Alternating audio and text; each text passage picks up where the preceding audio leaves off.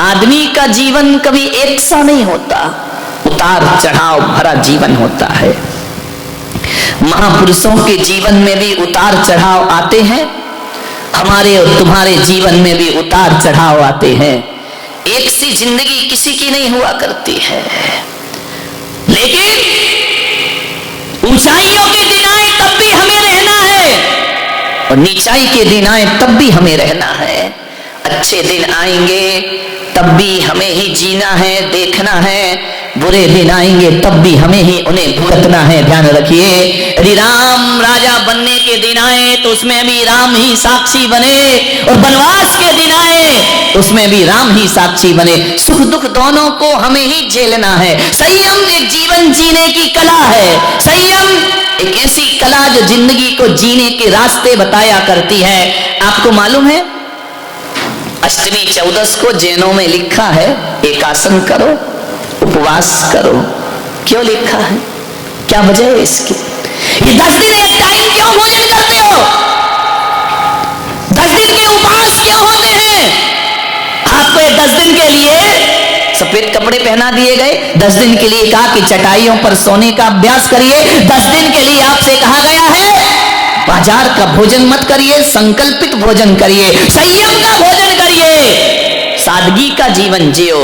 मैंने सोचा कि ये केवल 10 दिन की बात नहीं, श्रावक के लिए तो अष्टमी चौदस को भी कहा है कि हरी मत खाना, अष्टमी चौदस को भी कहा है कि रूखा सूखा भोजन करना, अष्टमी चौदस को कहा है कि एक टाइम भोजन करना।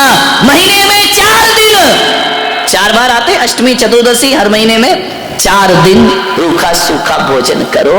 महीने में 4 दिन डल्लब के गद्दे पर मत सो, महीने में 4 दिन जमीन पर सोने का अभ्यास करिए। महीने में 4 दिन श्रृंगार मत करो, सादगी का जीवन जीने का प्रयास करो। महीने में केवल 4 दिन। शास्त्रों में तो लिखा है अष्टमी चौदस को घर बार छोड़कर जिनालय में निवास करना चाहिए, भगवान के मंदिर में रहना चाहिए, रात्रि में जागरण करना चाहिए, सोना नहीं चाहिए। ध्यान रखना, अष्टमी और चतुर्दशी वाले दिन। मान्यवर, मैंने सोचा कि ये नियम क्यों बनाए गए हैं, इनका कारण क्या, इनका लॉजिक क्या है, तो मैंने इसी चिंतन पर पहुंचा कि भगवान महावीर ने कहा है कि सबके दिन एक से नहीं हुआ करते हैं। आज पुण्य का उदय है, करोड़ों की संपदा है, आज आपके पास पैसा है, ध्यान रखना, ये जिस दिन पुण्य छीन हो गया उस दिन सब लुटने में ज्यादा देर नहीं। आपने देखा होगा, हमारे देखते ही देखते कई लाखपति खाकपति हो जाया करते हैं, महलों में रहने वाले सड़कों पर। देखा नहीं सिंघानिया का जीवन, इससे बड़ा उदाहरण क्या होगा? महलों में रहने वाला सड़कों की खाक छानते फिर रहा है। मान्यवर, ध्यान रखना, जीवन बदल जाएगा। बहुत ऐशो आराम का जीवन जिया, अब जेल की हवा खाओ। ध्यान रखिए, बहुत डल्लब के गद्दे पर सोए, अब जेल की दरी मिलेगी, जेल की एक चादर कंबल मिलेगी, गुजारो जिंदगी। अब आंसू क्यों, अब रोना क्यों, अब माफी क्यों, अब सिसकना क्यों? विचार करिए, काश महावीर की साधना कर लेता तो आज ये दिन देखने की जरूरत नहीं पड़ती जिंदगी में। महावीर का संयम ले लेता। भगवान महावीर ने कहा कि ग्रस्त हो, 4 दिन सादगी के गुजारो, 4 दिन सिंपल रहो, 4 दिन ऐसा जीवन जियो जैसे साधु संतों का जीवन होता है। मान्यवर, इसलिए कहा कि ये पुण्य जिस दिन छीन हो गया और ये 4 दिन जो महीने की आप साधना करेंगे, 10 दिन पर्युषण की साधना करेंगे, तो कम से कम आपको इतनी आदत तो पड़ जाए कि जब डल्लब का गद्दा बिक जाएगा तो हमको चटाई में भी वैसी नींद आएगी जैसे डल्लब के गद्दे पर नींद आया करती है।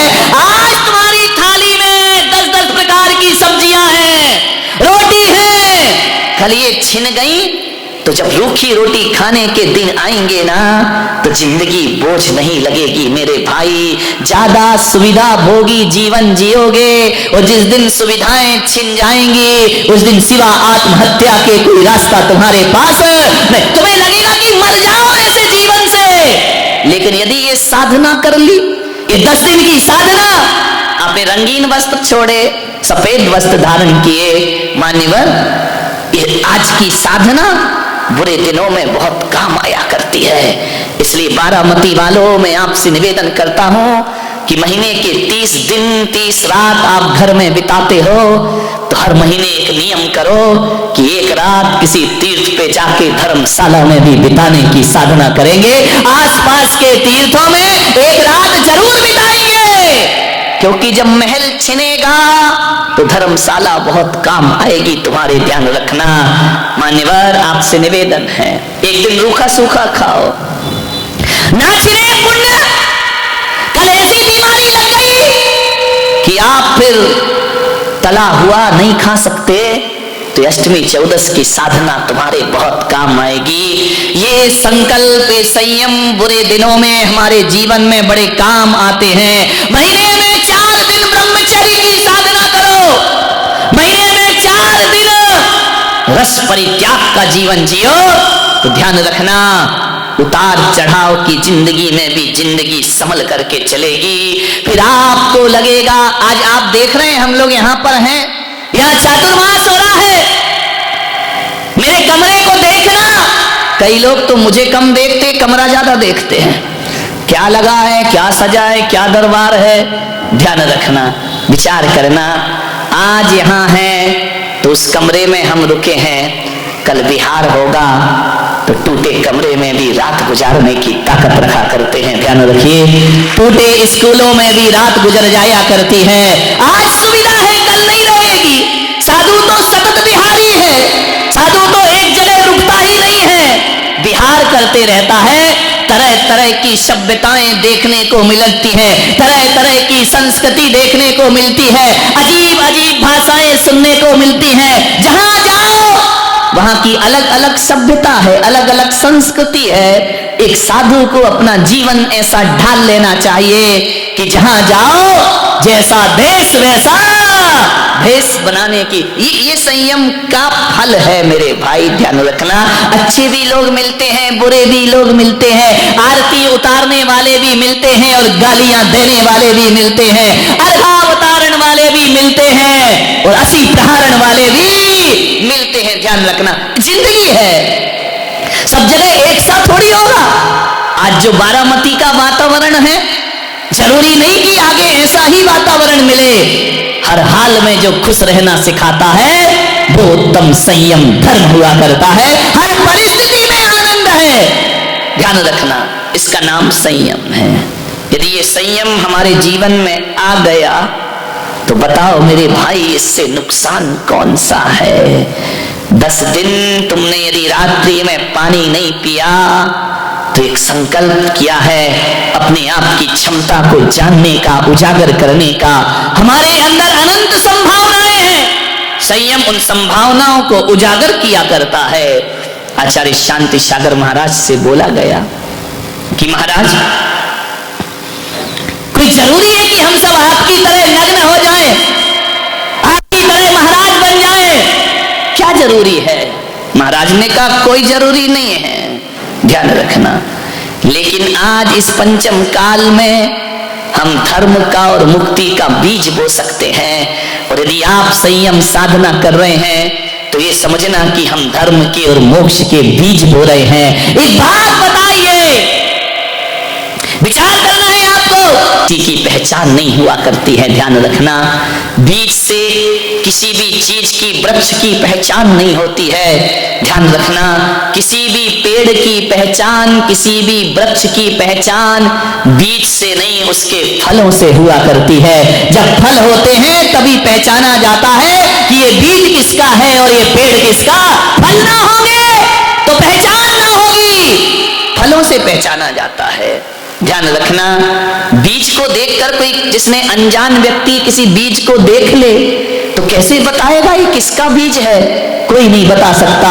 लेकिन जब वह बीज धरती पर बो दिया जाता है, जब अंकुरित होता है, जब वृक्ष बनता है और जब उस पे फल लटकते हैं, तब कहा जाता है कि ये बीज इस फल का। अभी पता नहीं चलेगा इस संयम साधना क्या है, लेकिन जब हमारे जीवन में मुक्ति के और मोक्ष के फल लगेंगे तब लगेगा कि ये साधना हमारी मोक्ष की साधना है। ध्यान रखिए मान्यवर, फल के बिना वृक्ष की पहचान नहीं होती है। संयम लो, छोटे छोटे नियम लेने का साहस करो। जिस बिना नहीं जिन राज सीजे, तूर लो जग कीच में। विचार करिए, इस संयम के बिना तो तीर्थंकरों की मुक्ति नहीं होती है, तो आप और हम जैसे साधारण लोग कहां से मुक्ति को प्राप्त करेंगे। कितने भी तीर्थंकर घर में सम्यक दृष्टि रहा करते हो, कितना भी आत्मा का ज्ञान रखते हो, कितना भी तीर्थंकर तीन ज्ञान को लेकर आए हो, लेकिन जब तक वो संयम नहीं लेते तब तक तीर्थंकरों को भी मोक्ष की प्राप्ति। और तुम पूजा में क्या पढ़ते हो, जिस बिना नहीं जिन राज सीजे, आगे तूर लो जग कीच। तूर लो माने, तू माने भगवान, भगवान के सामने अर्घ्य चढ़ाते हो, तू रोलो जग कीच में, तू रोलो नहीं। जिस बिना नहीं जिन राज सीजे, मैं रोलो जग कीच में, हम सब रोले जग कीच। तू का मतलब भगवान या पड़ोसी नहीं। पूजा दूसरों के लिए नहीं की जाती है, पूजा तो अपने आप के लिए की जाती। मैं रोलो जग कीच में, संसार की कीचड़ में फंसा मैं कैसे मुक्ति पाऊंगा यदि संयम ना हो।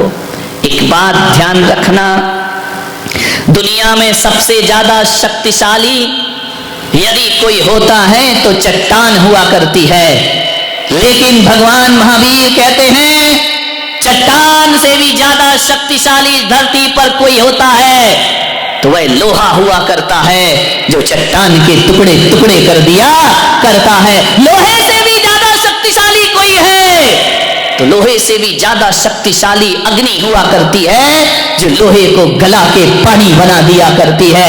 अग्नि से भी ज्यादा शक्तिशाली कोई है तो अग्नि से ज्यादा शक्तिशाली पानी हुआ करता है, जो धधकते हुए दावा नल को बुझा दिया करता है। पानी से ज्यादा शक्तिशाली कौन है, तो पानी से ज्यादा शक्तिशाली कौन होगा, कौन होगा पानी से ज्यादा शक्तिशाली, बोलिए।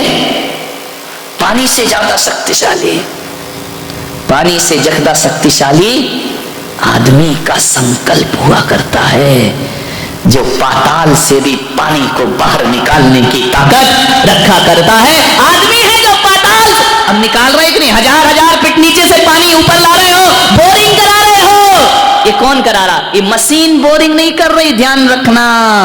आदमी की प्यास और उसका संकल्प पानी को पाताल से खींच करके ले आए। यदि प्यास गहरी है, आप ये मत सोचो कि मशीन से बोरिंग होती है, आप ये मत सोचो कि किसी उपकरण से कुआं खोदा जाता है, आप ये मत सोचिए किसी ताकत से पानी का स्रोत पैदा किया जाता है। मेरे भाई, ना तो मशीन से पानी बाहर आता है, ना खुदाई से पानी बाहर आता है। यदि पानी को कोई ढूंढता है तो मशीन और यंत्र नहीं ढूंढते, भीतर की प्यास पानी को खोजा करती है। यदि प्यास है तो पानी है, और प्यास नहीं तो पानी। प्यास बहुत गहरी, यदि आपके अंदर परमात्मा की प्यास जगी है तो ध्यान रखना, इस कलयुग में भी परमात्मा जरूर मिलेगा। एक व्यक्ति ने मुझसे पूछा, भगवान होता है या नहीं होता है, परमात्मा है या नहीं है। मैंने कहा परमात्मा की छुट्टी कर, परमात्मा को देखने की तेरे पास आंखें हैं या नहीं है। यदि आंखें हैं तो कलयुग में भी भगवान हुआ करते हैं, और आंखें नहीं है तो साक्षात भगवान में भी भगवान के दर्शन